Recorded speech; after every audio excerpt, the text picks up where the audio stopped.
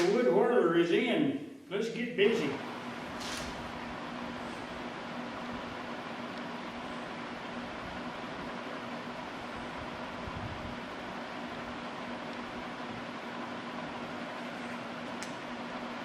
Wasp nest, gumballs, total boat fix set, and silver maple. Let's go make it. Thought I had more wasp nests than what I had. I did have enough for this smaller bowl, but when I switched to this one, I didn't have enough, so I just went out in the yard and picked up some gumballs. Can never go wrong with gumballs. I mean, they're pretty when they're turned. And all right, it's time to go get the epoxy and the gloves and all that mess. We're gonna be using total boat fix set.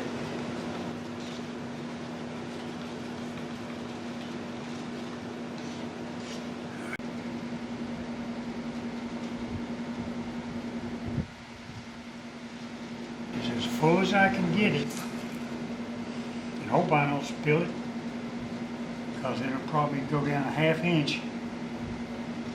Time all the bubbles get compressed and it gets forced into all these voids. I'm going to put this in a pressure pot and then I'll top it off inside there.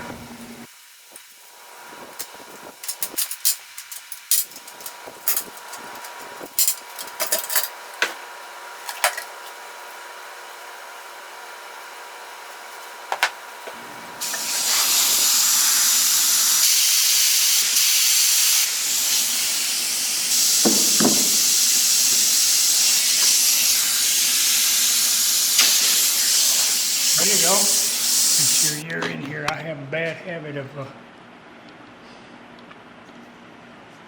there it is. I got a bad habit of getting out of the camera. I don't see one right there. I'm almost made a liar of me. Got one little void right there. And I can still mark it with my nails, so I'm gonna let this sit another day. And well, I'm getting a little ahead of myself, but I just really don't have much to do right now.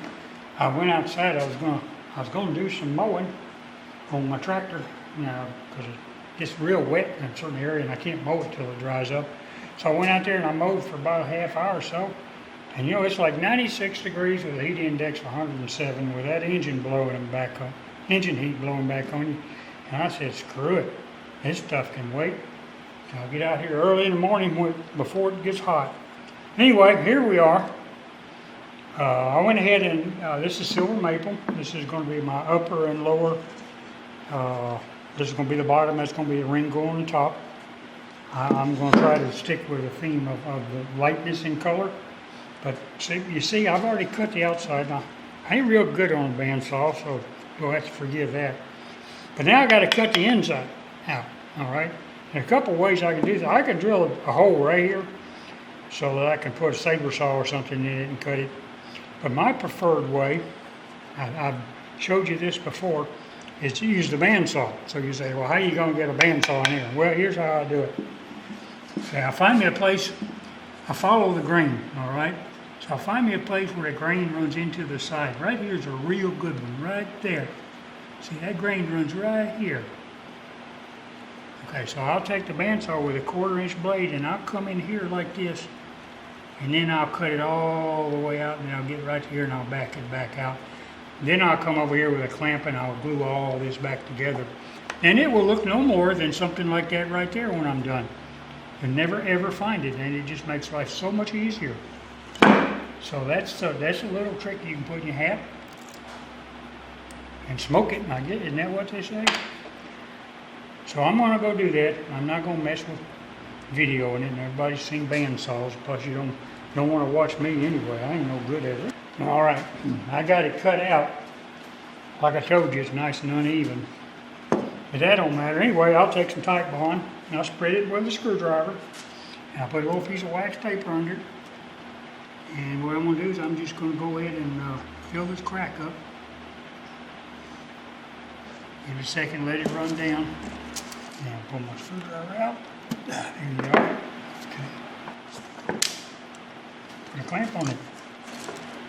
Lay this under just in case it drips. Don't want to get my clean table dirty. That's it. That'll be ready tomorrow.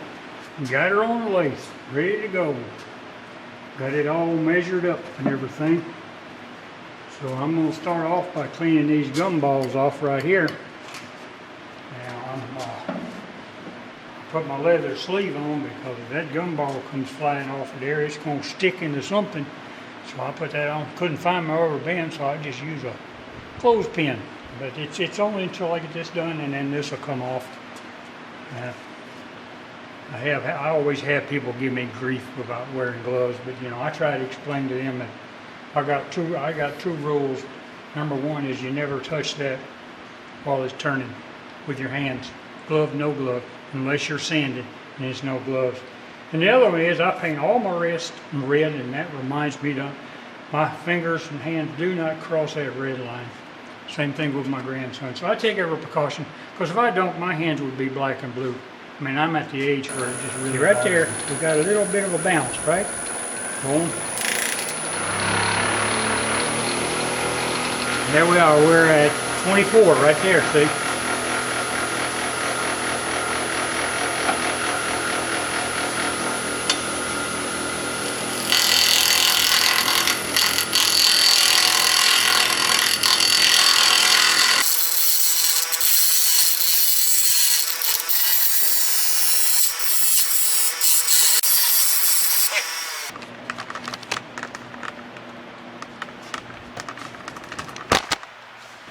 All right, now we're going to come in with a round cutter. And we're going to come in like this to right about here, and then we'll come back this way. And same thing when you get down here, you go right here, and then you come back into it. Never flip over the edge. See, he's got a little bit of chipping right on that edge. That edge is very, very fragile. So you got to be careful with it. So let's find a face shield and whirl it up. See what we got. Good, bad, and different.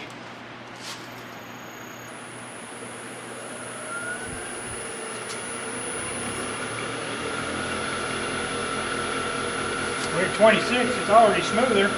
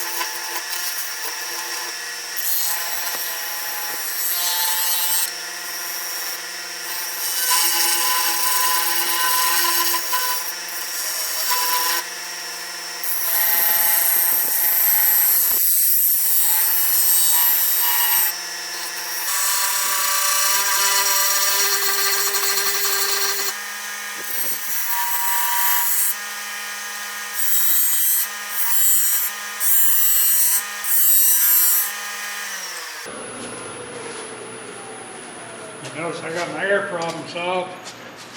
Can't hardly hear the fans, but I got two of them going overhead and about 20 feet over there. I turn either one up very fast, it starts sounding like an air. See what we got going here. Man, we start to get the Wasp in. You gotta really go slow here at the beginning, because that hole in the center is off. And if you're going too fast, it'll pull you sideways. So you have to come in here and make your own little groove.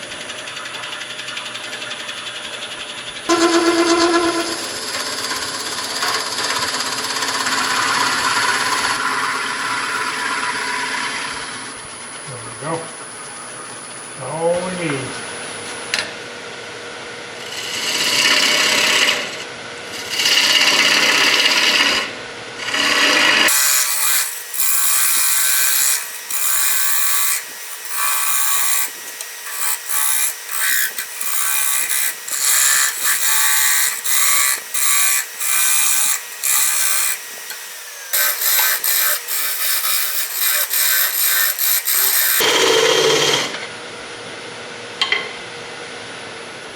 I reckon I ought to look at it.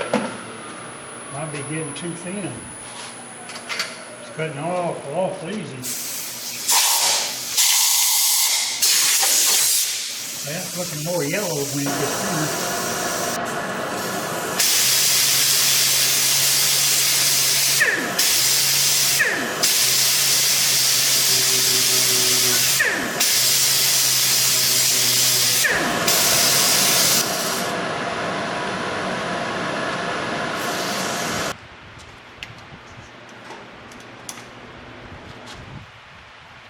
Well, I got my epoxy warming up. You know, I keep it in the refrigerator, but first I want to show you a couple things I do. Doesn't necessarily make it right, but it does make it pretty much foolproof. Because I've had, you know, over time, after one of these is glued on, you know, something moves and I've had them come loose. So what I've started doing is taking a small drill bit and coming around about halfway, like so, and making a hole and turning it just a little sideways, like so. And that makes an anchor point. And I'll do that in several places. All the way around. All right, now that you got all the holes drilled, you want to rough it up. Now this is just about as important. So I just use a piece of old 36 grit, and I come over here, and you just want to scratch it. Used to, this is all I did, but I did have some problems with it. So I started doing both, and I haven't had a problem since. That hadn't been that long since I started this. Make sure you get it in those holes you drilled. Otherwise, they don't do much good, do they, here with this? Or you make sure you have your point right here, see? Come on up there. When you get it here, do a little bit of this kind of stuff. All right? And then, don't lay the coals to it, but just, you know, put it right there. Well, this is for sure all glued up. I had company yesterday afternoon, didn't get back to it. The company was my grandson's. So we kept our distance, and they built things, and just made me happy as I could be. So let's go ahead and get this outside done.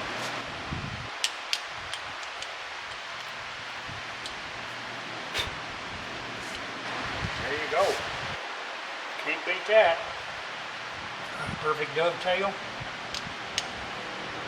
I think it's time to flip it around. I think I will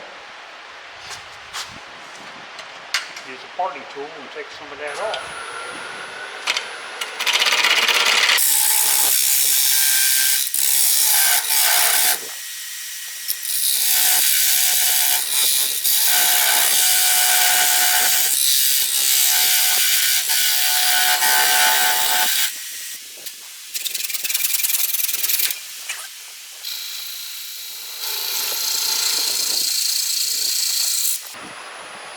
Well, there was to it.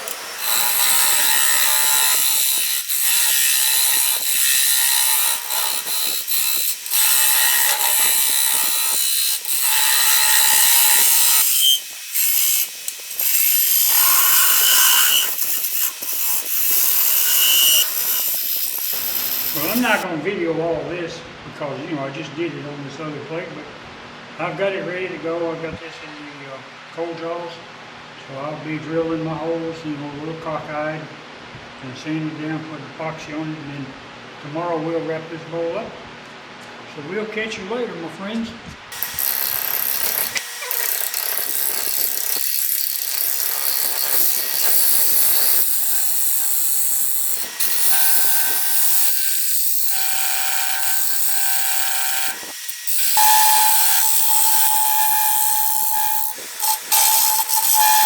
Well, it's all sanded down and all the way down to 4/0 steel wool, and I put 1 coat of cedar on so far. And as you know, water-based cedar will raise the grain on your wood. It's the first time around. So you have to sand the first time. So my favorite go-to way now to get that super shine is to put about 3 or 4 coats of the sand and sealer on it, and then I'll follow it up with some water-based polyurethane, about 2 coats. And then I use my not yet world famous Axe paste on it, and it comes out looking like a brand new dollar. So let's Axe paste do it.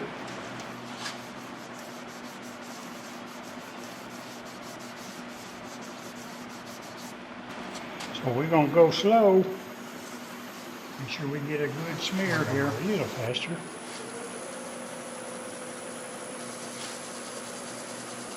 This is actually where you're doing the actual sanding. You can hear it right there. All right, let's work it now. Or stand aside in case somebody splatters off.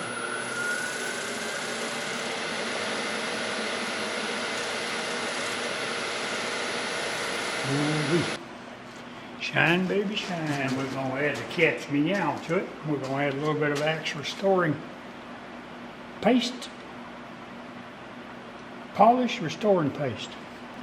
I always just use my fingers. Keep my fingers nice and soft. Carnauba wax in it. And that's what gives you your final hard shine. Oh, yeah, it's got a glaze on it, doesn't it? That's beautiful. Doesn't fingerprint now, so that's good. But you know what? I'm going to put another coat of wax on it. It's pretty shiny, but I want it shinier. Nothing to it, so why not? You know, I see these guys using that shine juice, and I've used it before. But I see them and say, well, that's one coat, looks good. I'm going to put about 5 or 6 more. Well, if you use Axe paste, you don't have to do all that. You don't even have to put 2 like I do. And you'll get just as good or better shine. Plus, you'll get a really good protective finish.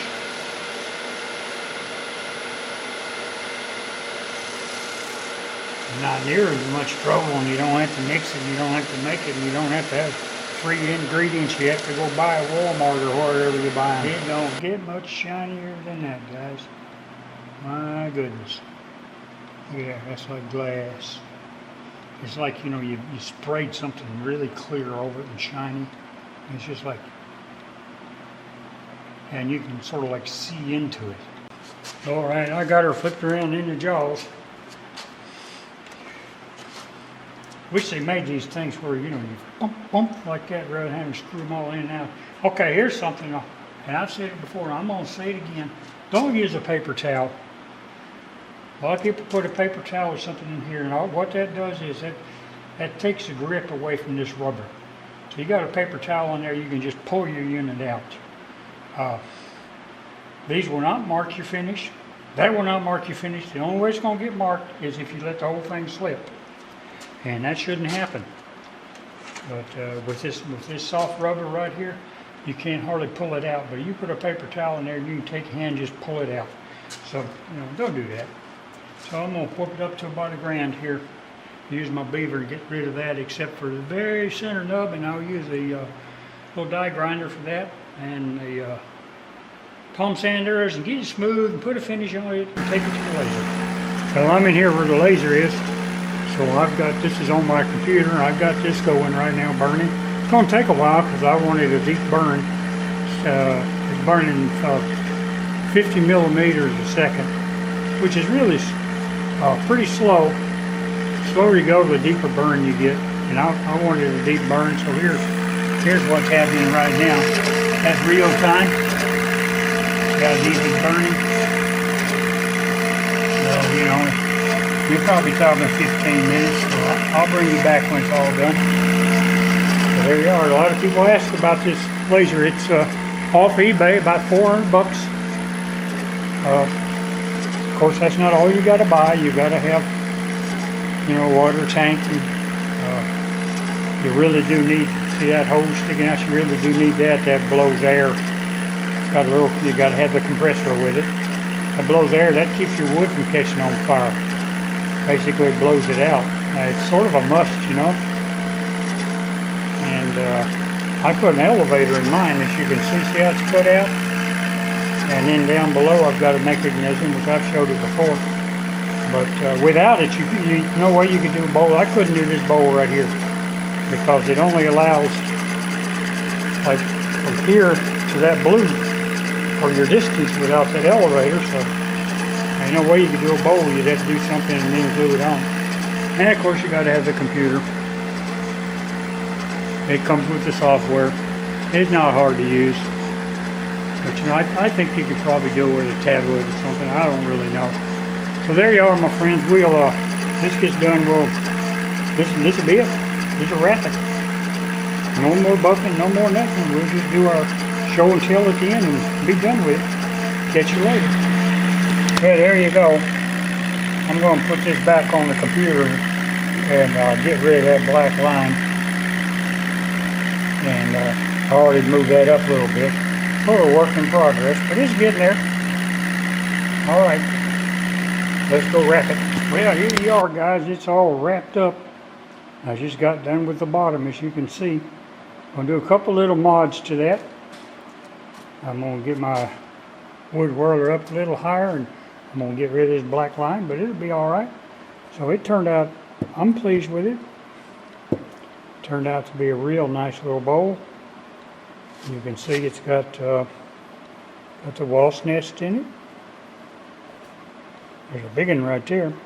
Thought I had enough to do it, but I didn't. And even at the bottom of that, I think it's where to go. Let me look. There you are. Even got a wasp captured in there. I'm gonna like it when I learn to talk. And the wood is silver maple. It's really a pretty wood. Anyway, there you are, my friends. Naturally, you need to subscribe. Naturally, you need to give me a like. And naturally, you need to call your mama. Especially right now, man. It's hard on us old folks with kids and grandkids can't come over, and you can't go over there, and it's just, it ain't no fun at all, you know, especially with somebody like me. I'm a hands-on with my grandboys and granddaughter and stuff, and you know that. You see them over here all the time in previous videos. They sneak over once in a while, but we keep our distance and stuff. They were over the other day, done a couple of things. They get in here and they just get busy. All right, there you are. Thanks a lot.